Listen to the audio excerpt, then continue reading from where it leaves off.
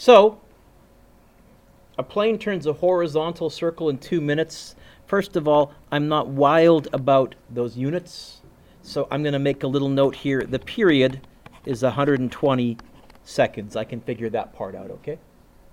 If the plane's speed is 170, so they've given me V. They've given me the period. They want R. Mr. Dewick, there isn't an equation that has those. No, there isn't an equation that has all of those on the formula sheet. But here's what I'm telling you.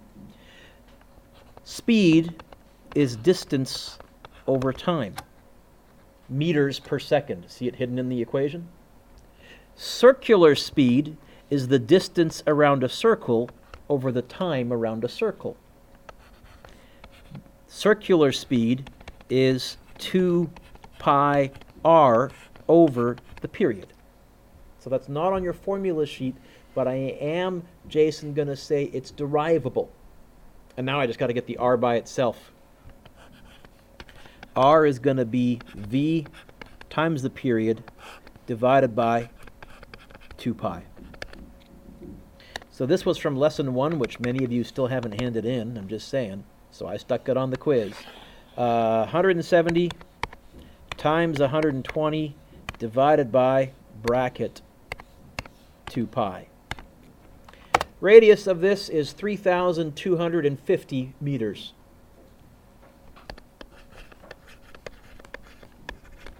.25 kilometers. Yeah, for a jet plane going fairly fast, or a plane going fairly fast, that's about the size of a circle they'd be turning in. I'm okay with that. What's the centripetal acceleration of the plane? Well, I would give you 1 mark if I saw that, half mark for that, half mark for the answer. Centripetal acceleration, I can either go v squared over r, or I can go 4 pi squared r over t squared. No matter what, I'm going to be using the radius that I found in part A. I'll use the v squared over r only because it's less typing and I'm lazy. So I'm going to go with 170 squared over, I'll write 3,250, but I'm going to use my answer button. 170 squared over answer button. V squared over r. The pilot is pulling almost 1 g. Not quite, but close. 8.9 meters per second squared. Question? No, like what happens if I got the first answer wrong? So if you got this answer wrong, but you correctly went 170 squared divided by your answer, I will give you 2 out of 2 for part B. Okay. Good question. Yeah, I always have done that. That's why I've said don't ever leave a part A blank on a test. If you can't find part A, make up a reasonable answer, write a note, crunch it for part B, and I'll get my calculator out when I'm marking your test, and I'll crunch, and if you got the right answer, you'll get full marks for part B. Absolutely. Half mark, 1 mark for the equation. That's terrible, Mr. Duke. 1 mark for the equation, half mark there, half mark there. What centripetal force? Okay. Centripetal force is mass times centripetal acceleration. Which centripetal acceleration? They gave me the frequency. How can that help me find the period? How are frequency and period related? They're reciprocals of each other. That is on your formula sheet. So the period is going to be 1 over 5 or 0.2 seconds. And now I know which equation I'm going to use. It's going to be m, don't forget the m, 4 pi squared r over t squared. It's going to be a mass 12 times 4 times pi squared times 6 all over 0.2 squared. 12 times 4 times pi squared times 6 divided by 0.2 squared. And I went, oh, that seems really, well, I'll write it down. That seems big. 71,000, I guess I'm going to, well, is this 0 going to stay as 0 or become a 1? So 7.11 times 10 to the 5th newtons, or 71,000. Is that right, Mr. Dewick? Yeah. And at first I went, holy smokes, that seems huge. But then I went, wait. How big is the mass that we're swinging around? 12 kilograms. 12 kilograms is about this fishing weight. It's about 25 pounds. How long is the rope that it's on the end of? 6 meters is about from me to Raj. How many times are we swinging it around each second? 5 times. You know what? We're swinging a 25 pound, 12 kilogram mass on the end of a rope, and it's going around 5 times a second. Brrr, about that fast. Okay, that's not human. That's a machine. That's going to take a lot of force. I'm okay with that answer. Because at first I got that 71,000 and I was like, that seems huge. No. Yeah. Times 10 to the 4th? It is, and that's why I was getting all confused. Raj, candy for you. Thank you. 71,100 newtons, right? In terms of part marks, I would give you 1 mark for that, 1 mark for finding the period, half mark for the numbers, and a half mark for the answer. There's your 3 marks.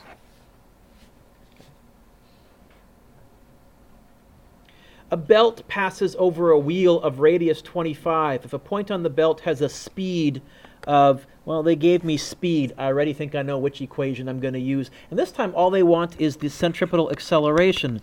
I'm going to use that one. I'm not going to use this one. They didn't give me the period or the frequency. So it's going to be 5 squared all over, oh, careful, is the radius 25? 0.25, right? I think this is going to work out evenly. 5 squared divided by 0.25, I think it's going to be 1,000, or 100. Is it 100, yes? 100, what? It's acceleration. Meters per second squared.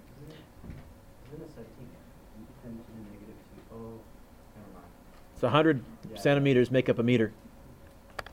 I would give you 1 mark, half mark, half mark, and then I would turn the page. Ferris wheel. At the top of the Ferris wheel, so I'm envisioning the person sitting like that. What are the forces acting on this person? Get the obvious one. Gravity. What else? Normal force. At the top of the Ferris wheel, which way is the acceleration? Toward the? So mg must be bigger, normal force must be smaller. Right? Who's winning? Who's losing? And that's going to equal mac. Looks like they gave me the period, so I'm going to end up using the a that has the 4 pi squared r over t squared in it. Let's get the normal force by itself. The normal force is going to be, I think I'm going to plus that, minus that. It's going to be mg minus m 4 pi squared r over t squared. The normal force is going to be 65 times 9.8 minus 65 times 4 times pi squared times the radius, all divided by the period squared.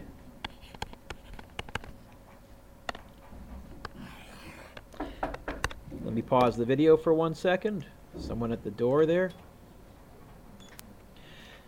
Yeah, I'm not doing this in my head. Times 9.8 minus 65 times 4 times pi squared times 9 divided by 45 squared. Do you get 626? Yeah? He feels a little lighter at the top. What about at the bottom? Well, now my free body diagram is going to be mg down, but now towards the middle is up. Now the normal force is winning. You feel heavier at the bottom. Now my equation is going to look like this. Normal force minus mg equals m4 pi squared r over t squared. Did I need to do part marks for part A, by the way? I can. But if you all got it right, then we're fine. Okay. Plus the mg over. The normal force is going to be mg, 65 times 9.8, minus 65 times 4 times pi squared times 9 divided by 45 squared. Did I go on a rant about how useful it was to have a good calculator? I've done that. So, of course, every one of you, sorry, it's not minus, it's plus, right? That what you're saying? Because that means every one of you could have just gone, right? 648. By the way, you'll notice there's not much of a difference, or I'll phrase this differently, but it's the same thing. You'll notice Ferris wheels are tame and suck. There's the I'm sorry, but there's the physics of it. I tried to make reasonable numbers. This is a pretty tame ride. Yeah, technically there's a bit of a change in the normal force. If you concentrated, you might notice it, but I'll bet you if you didn't concentrate to try and notice it, you wouldn't notice it. It's not like it would get your attention. Ferris wheels are good for the view. They're not really good for the thrill. Yeah. Feel lighter at the top? Yeah.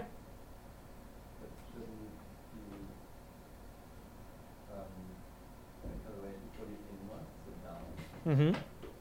But you have a normal force pushing you upwards. So normally you'd feel this. That's your normal, like that. But, sorry, let me do that again. Get the normal force. Normally you'd feel that as your normal force. That's what you're feeling right now, mg. At the top, you're feeling your normal force minus something. You feel lighter. Trust me, you do. I've been on rides. Okay? Now, it's different in a roller coaster, because in a roller coaster, your head is pointing inwards. The normal force is pointing inwards. That's going to give you a different situation. Hey, let's go to outer space. Suppose we're building a circular space station. We want to use centripetal force to simulate gravity. Oh, cool! Space station has a radius of 160 meters. We want to simulate a gravitational field. Here's what we said. If we want to simulate a space station, the force that's acting on you is the normal force. We would say this. The normal force is what's pushing you in a circle. I want the normal force to be 75% of mg. And this is going to be, well, since they want me to find the period, m4 pi squared r over t squared. Mitchell, will this space station work for children as well as for grown-ups? Why? That's kind of helpful. And they want me to get the t by itself, the period. Oh, wait a minute. This is 1 fraction equals 1 fraction. It's ugly, but it is 1 fraction equals 1 fraction. Stuff moves diagonally. I think I'm going to get this. T squared equals 4 pi squared r over 0.75 g. How to get rid of a squared? Square root. I think that's right. So it's going to be square root of 4 pi squared times 160 squared. Nope. All over 0.75 times 9.8. I don't need to make this square root quite so big. 4 pi squared times 160 divided by 0.75. There's more than one thing in the bottom, Mr. Dewick. You better put the bottom in brackets, Mr. Dewick. Yeah, Captain Obvious, I do need to. Huh? Oh, square root.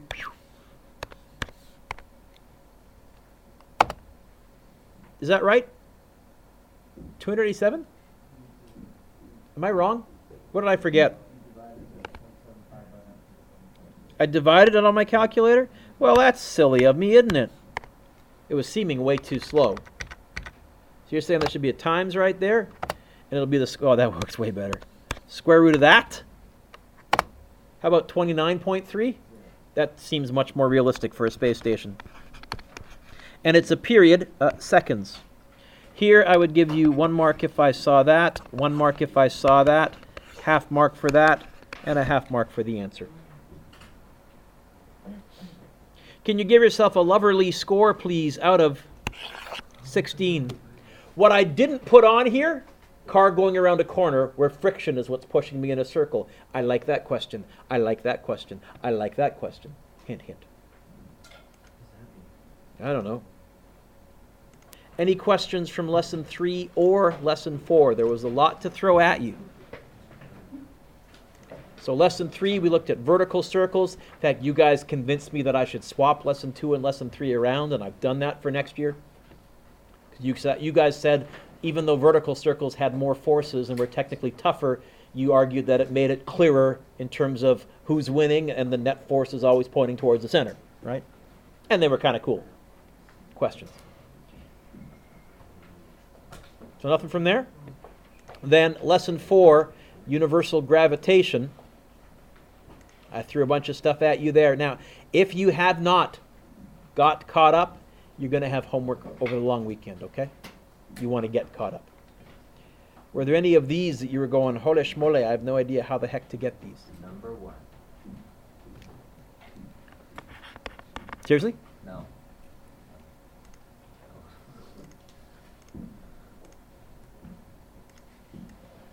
Oh, it's on. Any? So I'll still take questions next class, but folks, this is the biggest test of the year. Do not try and cram this. Just saying. Really don't. Challenge accepted. Really don't. If you wrap your brain around today, everything for the remainder of this unit should make sense when we're looking at orbits and rocket science. So I have here, draw a force diagram for a mass in orbit. Okay, so here's big M, the planet, Earth, satellite. What are the forces acting on this satellite? Oh yeah, I can say get the obvious one. Gravity. The Earth is pulling on it, but which way is gravity acting in this picture?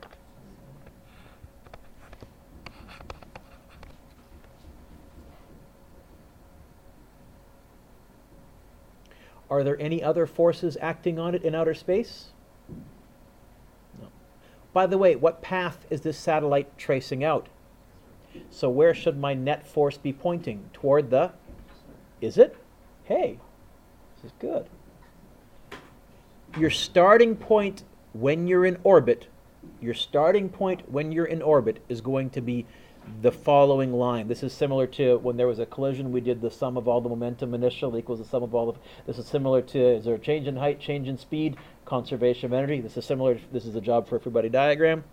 If I'm in orbit, gravity is what's pulling me in a circle.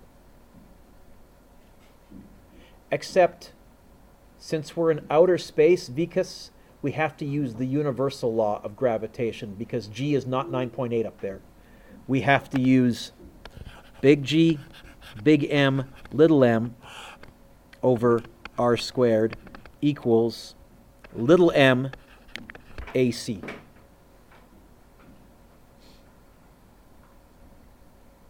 Mr. Dewick? Yeah, Raj?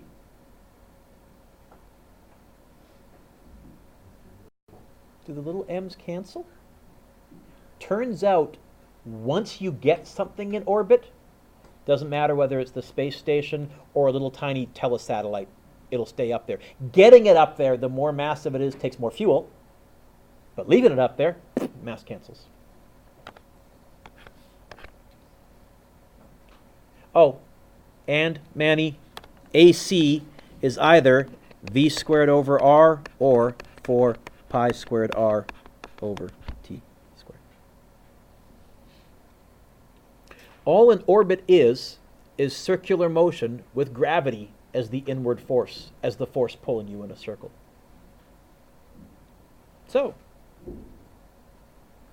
we can already, just with that, calculate orbital speed or orbital radius or orbital period. In fact, here's what I say. There are 3 things: period, speed, and radius. If I give you any one of those, you can find the other two. So example 2, a 10,000 kilogram satellite is orbiting 20,000 kilometers above. Underline this phrase here, kilometers above the Earth's surface. A says, write force equations. Check. What are the forces acting on this satellite? Get the obvious one. There is gravity. Or if you wanted to, you could say, hey, Mr. Duick has said that we're in orbit. This is what's the case. Gravity is what's pulling me in a circle. I usually don't do a free body diagram. I know because it's, hey, there's only one force acting out there. Gravity. What path are we tracing out? A circle. Oh, gravity must be what's pulling me in a circle. Big G, big M, little m over r squared equals little m AC.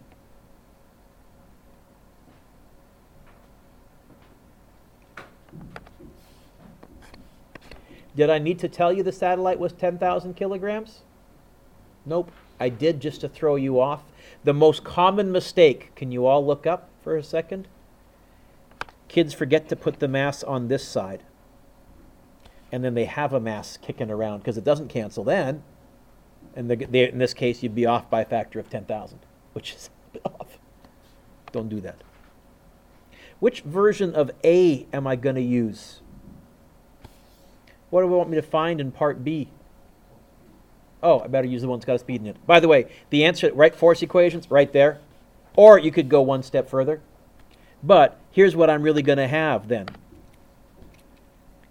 Big G, big M over r squared equals v squared over r. Is this 1 fraction equals 1 fraction? Well, then stuff moves diagonally. And one of the things I notice is that this r could move to the top, giving me how many r's on the top? 1. How many r's on the bottom? 2. How many left and where? One of the r's will cancel. So if you want to, you can just go, that guy vanishes and the squared vanishes. That gives me v squared equals big G, big M over r. By the way, none of this is on your formula sheet, but I'm telling you, it all pops out of realizing that gravity is what's pulling me in a circle. You can memorize this, I guess, if you want, but Amelia, I derive it, because, again, whatever they give me, I can find the other two. How to get rid of a squared? Here it is. If you want this is the equation for orbital speed. This is how fast you need to be traveling to stay in orbit at a given radius. Travel faster, your radius will change. Travel slower, you'll probably come crashing down to the Earth, which is a problem.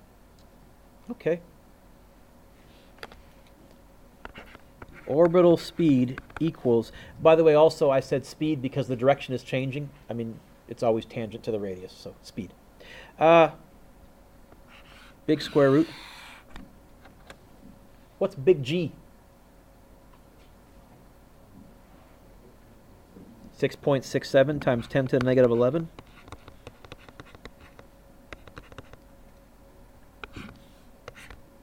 What's big M, the planet? Which planet are we orbiting around here? Earth, use the mass of the Earth.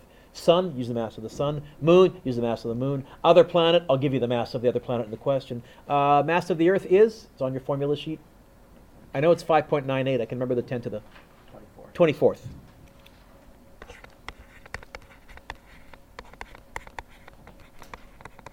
And I did show you guys last lesson that that's heavier than Cavendish expected, and that was our first inkling that there was something denser down below.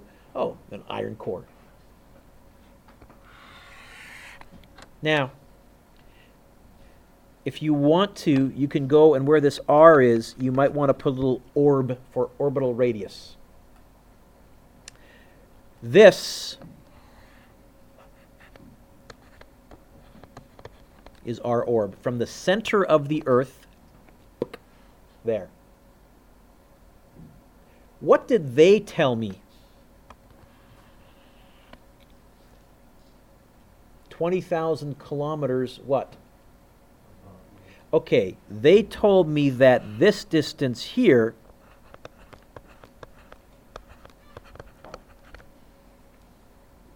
first of all, how do I change that to meters? Sorry? And I think if you do that, there's already 4 zeros. If you times by 1,000, you'll get 3 more zeros. I think you'll just get 2 times 10 to the 7th. You can try it on your calculator, but I'm just going to say this. So, how far from the surface of the Earth to the orbit? 2 times 10 to the 7th meters. We have a word for this. We call this the height, because we measure height from the Earth's surface. Can you see the difference between height and orbital radius? Sorry? Okay, so how can I get, because I need down here, the radius? Add the height in the Earth's radius. Is that okay?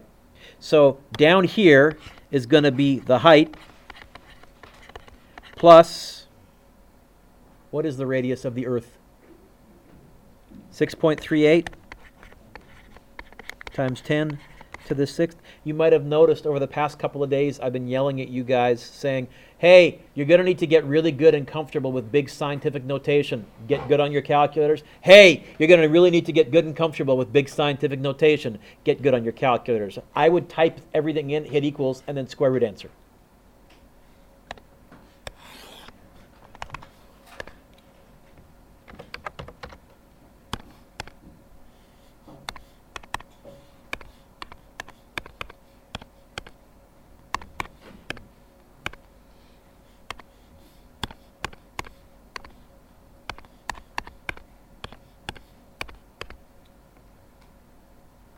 R squared? Oh, no, the squared canceled. See if you get what I got.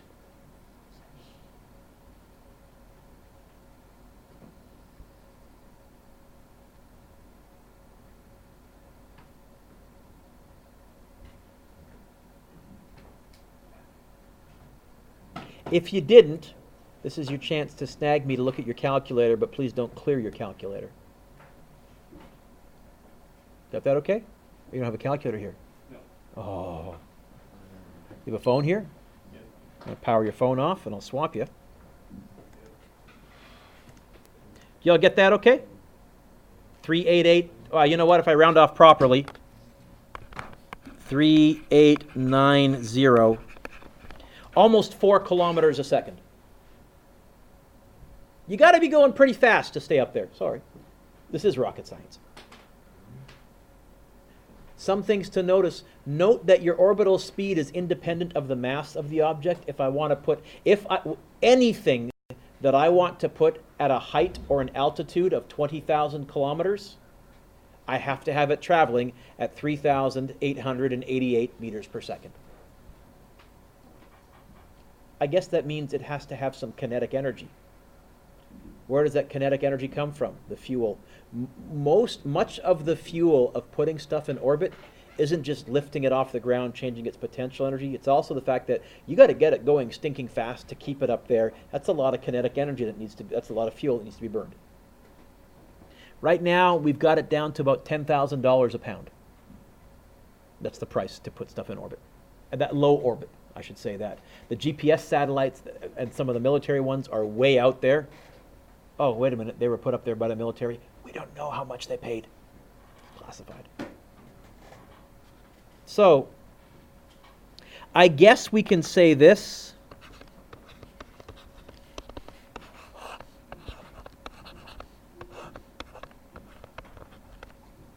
The orbital speed is the square root of big G, big M over R orb. But really, I've never bothered memorizing this. I've always started with, hey, gravity is what's pulling me in a circle.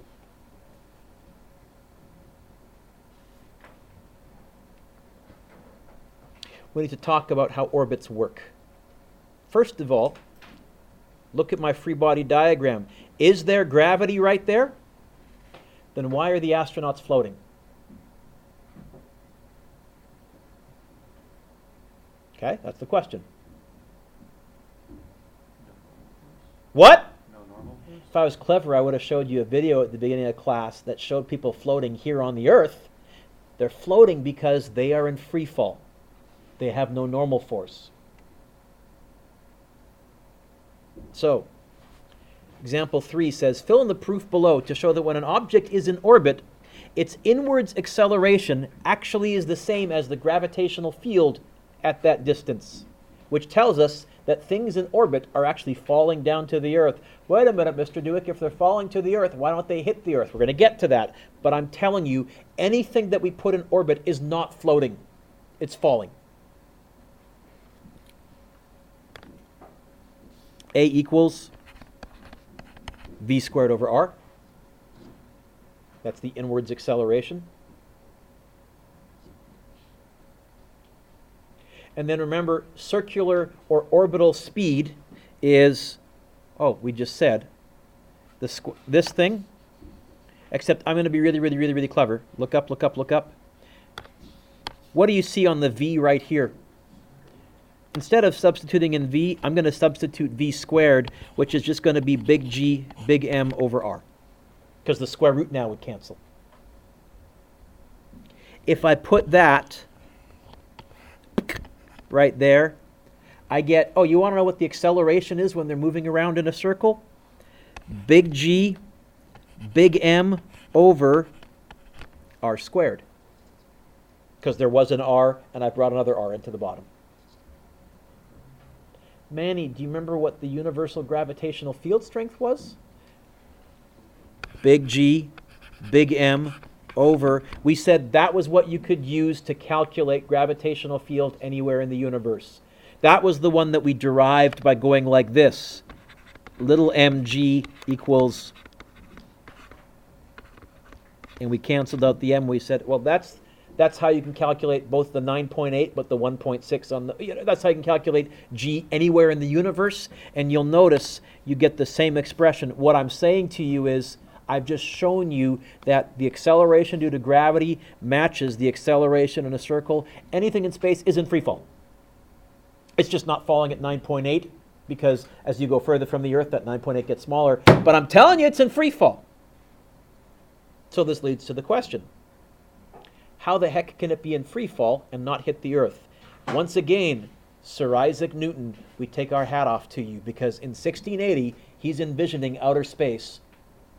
He said, it seems to me that we could have a big mountain, Mount Dewick.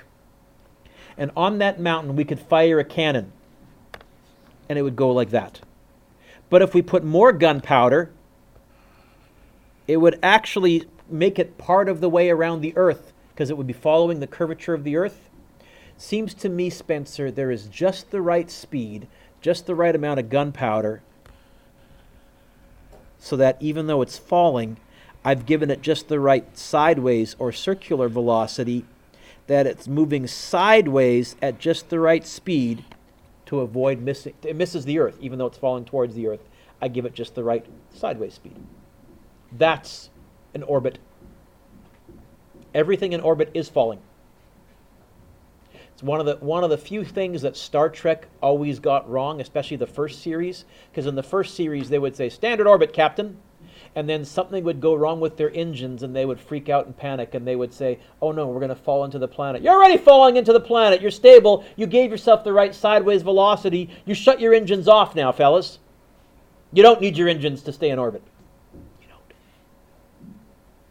Okay? So here's what it means. The fact that an object in orbit is in continuous, non-stop free fall is interesting. It means that, first of all, things in orbit are always falling towards the Earth, even if they never get there.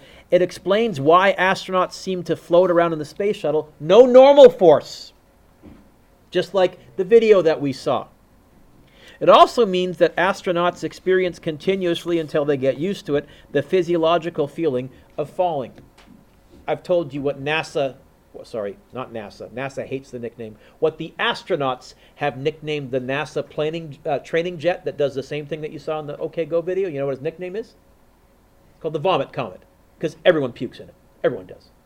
Although at the same time, that is important. You are going to get motion sickness because your inner ear is all wonky. You better know how to deal with vomit in 0G, because you don't want that floating around and hitting people.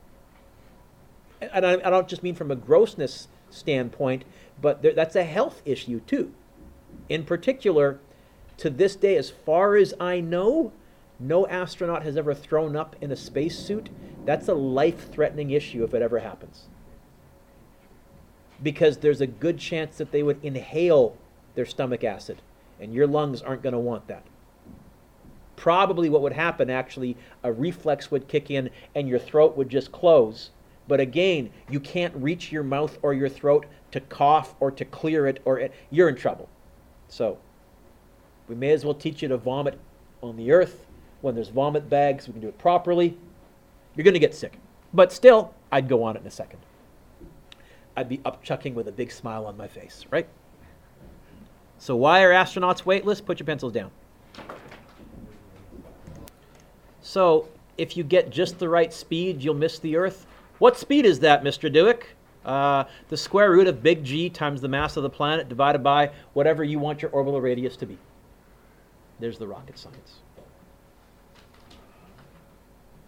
In a cartoon, next page, a character kicks the football the wrong way, but the football orbits the Earth and still goes through the uprights. How fast was the football moving? Okay. I think this wants us to find an orbital speed. Well, gravity is what's pulling the football in a circle. Now, I know we probably have this fresh in our brains because we wrote it in a box a bit earlier, but just to walk through the derivation again, I would say big G, big M, little m, over r squared equals mv squared over r. I went with v squared over r because they said, what is the orbital speed? Well, they said, what speed? Did they give me the mass of the football? Did they need to give me the mass of the football? Nope. Oh, look up. That r cancels one of those r's, because it would move to the top, and right? Hopefully, just by writing that, you can see, oh, now I square root, and you can see, just by writing that equation in your head. That's how I've done it. I mean, you can memorize it, Nick, if you want to. I've always thought that was a waste of brain energy. I got a limited amount of room in my brain. I'll store stuff in there that I need to really memorize.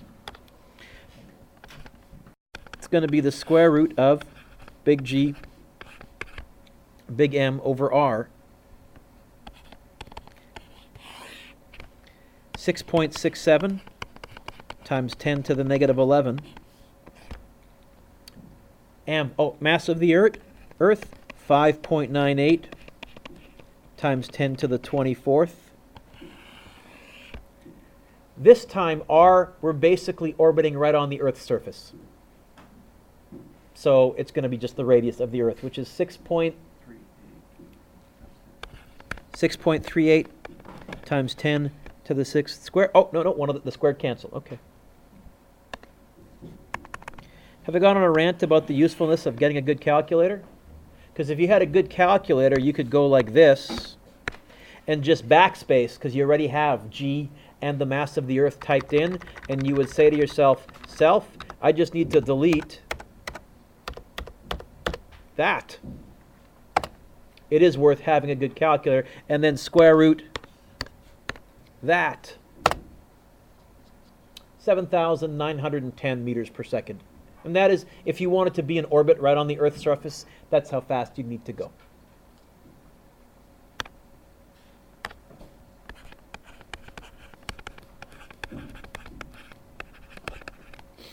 There's my answer to part A.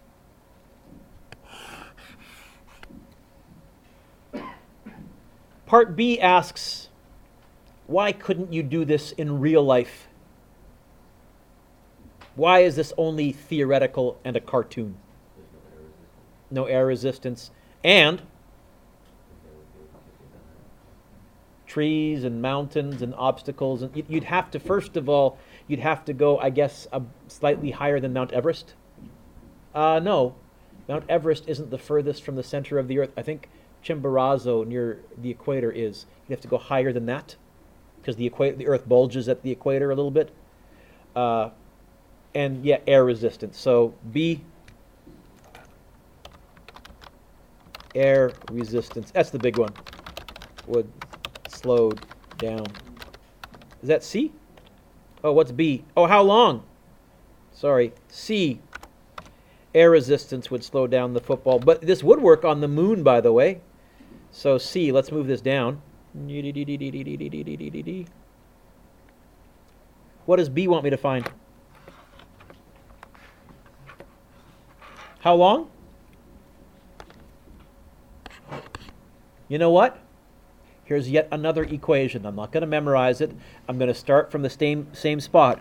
Gravity is what's pulling me in a circle. Gravity is still big G, big M, little m over r squared. Circular force is still mass times acceleration, little m, except which acceleration equation do I want to substitute in now?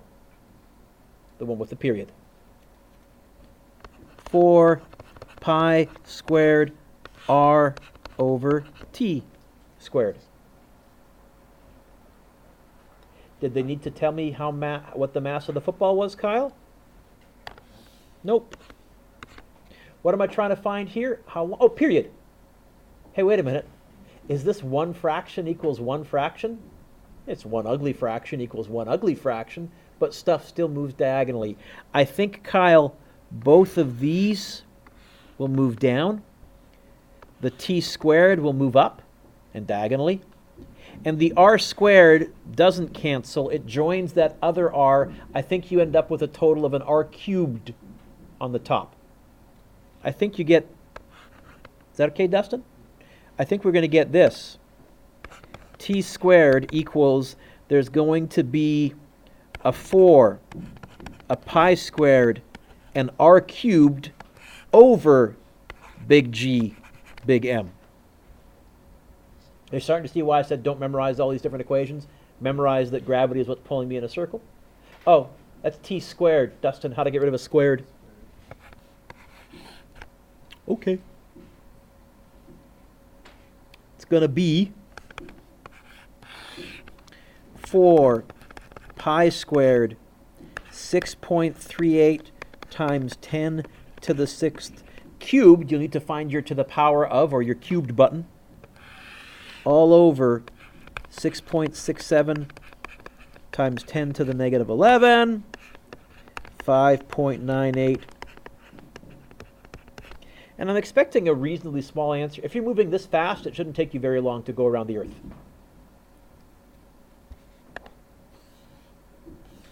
Four pi squared times 6.38 scientific notation button 6th to the 3rd divided by bracket 6.67 scientific notation negative 11 times 5.98 scientific notation button 24.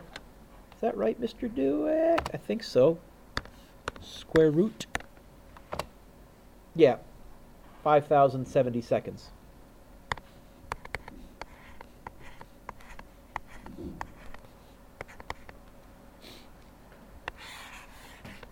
Or just to put that into easier numbers, if I divide by 60, you're going around the Earth every 85 minutes. The ISS is at a higher orbital radius, but the ISS orbits the Earth once every, I think it's 96 minutes. So you get a sunset, sunrise every 96 minutes. Okay.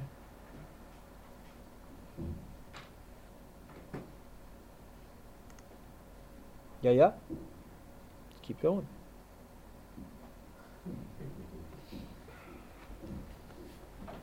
I've said to you, as far as I'm concerned, Vikas, I can give you any two, find the third. Any one, find any of the other two. If I give you any one of orbital period, orbital radius, or orbital speed, find the other ones. So all this is for the rest of this tie is mixing and matching. I said Travis, mixing and matching. You ready? It says, if it takes a satellite 300 minutes, first of all, I don't like this. I've got to go seconds. 300 minutes, how many seconds is that?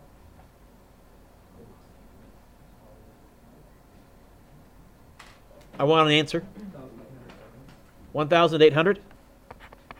1,800 or 18,000? 18, times by 60, right? So, okay. Then, how high is it above the Earth? Another word for this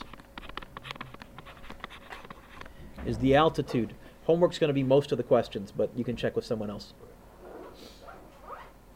Okay. I don't know how to do this. Hey, what's pulling us in a circle? Gravity, let's start there. Gravity is what's pulling me in a circle.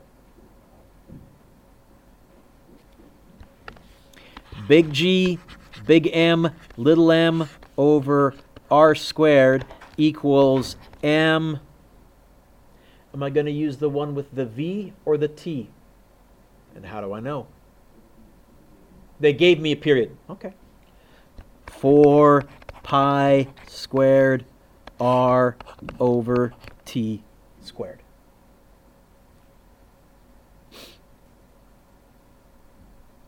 Mr. Dewick, they didn't tell me the mass of the satellite. Did they need to?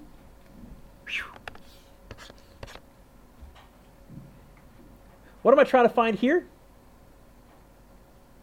Well, I'm trying to find the altitude. I think what I'm going to find is the orbital radius.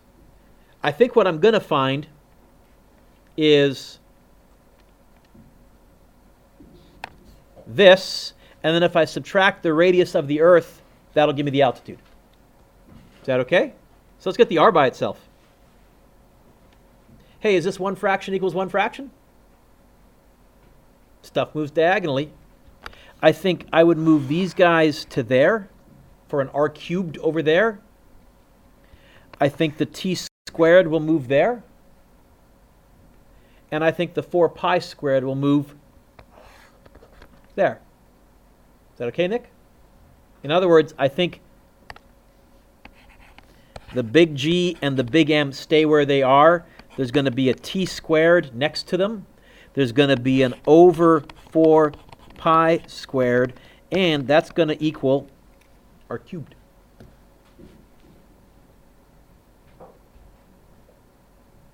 How do I get rid of a cubed? Cube? Holy smokes, Mr. Dewick, you mean that's actually useful? Yes. You learn it like in science, in math 10 or 11 or something, but you never actually apply. Yeah, cube root. Turns out we're going to use that quite a bit, which also means you need to know where your calculator's cube root function is. Look up, first of all, cross out the cubed. Put a little cube root symbol there. So a little 3 goes in the little wedge. Plug and chug. Complicated, yes, but plug and chug. So it's going to be 6.67 times 10 to the negative 11. 5.98 times 10 to the 24th. 18,000 squared. All over 4 pi squared. Did I mention to you that you're going to be doing some pretty intense scientific notation on your calculators for the next few days? Well, you are. And this is why I'm saying practice this now, please. And then cube root that puppy. Okay, I'm going to type what's inside first. So, times 5.98 times 10 to the 24th times 18,000 squared divided by, there's two things on the bottom, 4 pi squared. That looks right. Cube root of this. Whew. Oh. Oh, on mine, I have to hit math, and then option number 4 is cube root answer. If you can't find your cube root function, now is your time to ask me, and I will help you. But you should get that. 1.48 times 10 to the 1, 2, 3, 4, 5, 6, 7.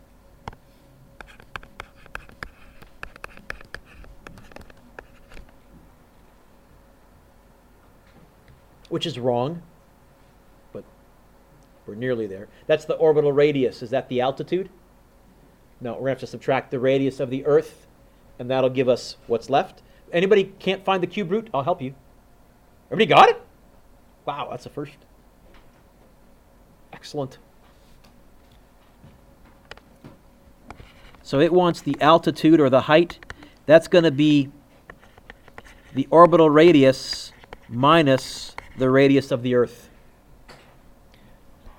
It's going to be 1.48 times 10 to the 7th minus 6.38 times 10 to the 6th. It's going to be this number minus 6.38 times 10 to the 6th. How high above the Earth is it in meters? Above the surface of the Earth? That many. 8.47 times 10 to the 1, 2, 3, 4, 5, 6.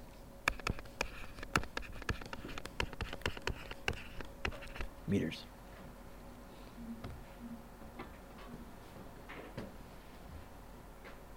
So here, Dale, I gave you the period. I said find the radius. And kind of coolly, hey, cube root, actually useful.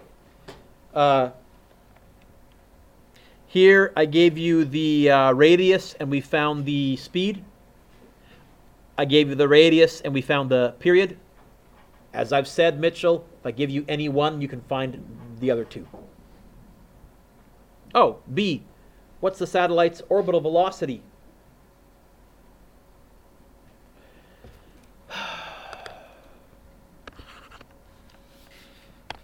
Gravity is what's pulling me. Wait. Oh, yeah, I got to go with this no matter what. I could also go like this.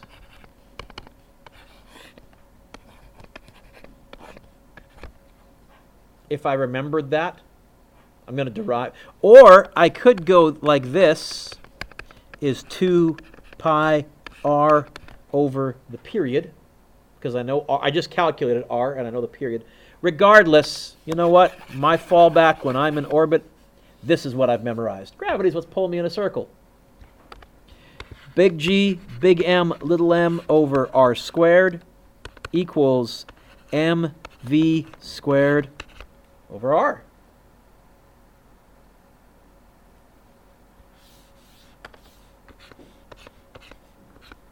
And this derives the orbital speed is the square root of big G, big M over r.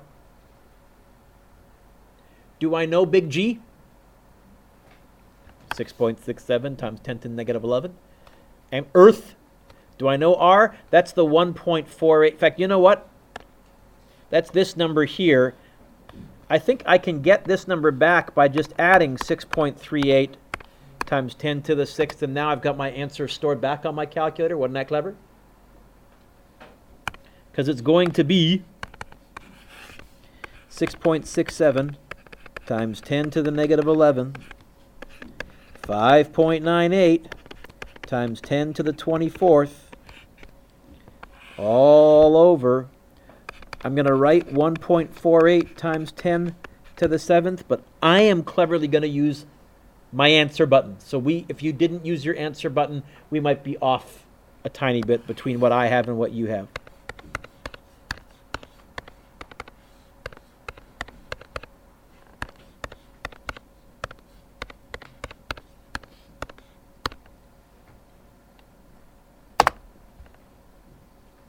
Square root answer.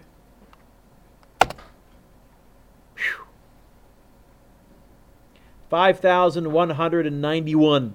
5,190.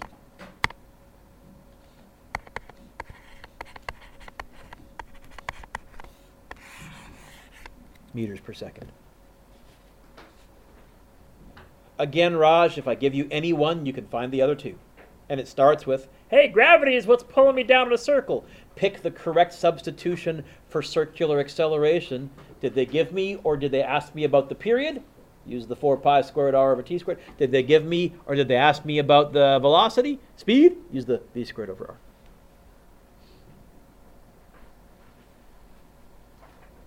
r. I guess I'm wanting to put r equals the cube root of, what did again, I don't know why I bothered making the boxes. Big G, big M, t squared, okay. Big G, big M, t squared, all over 4 pi squared. Don't memorize that.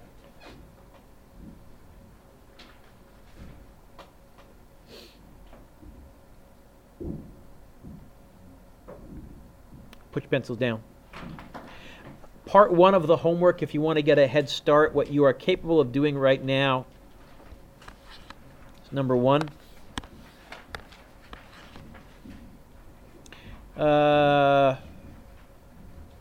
Number 3, please notice it's kilometers above the moon's surface. Please use the mass of the moon. 4 is good. 5 is good. 6 is good. 7 is good. 9 is good. 10 is tricky, but good.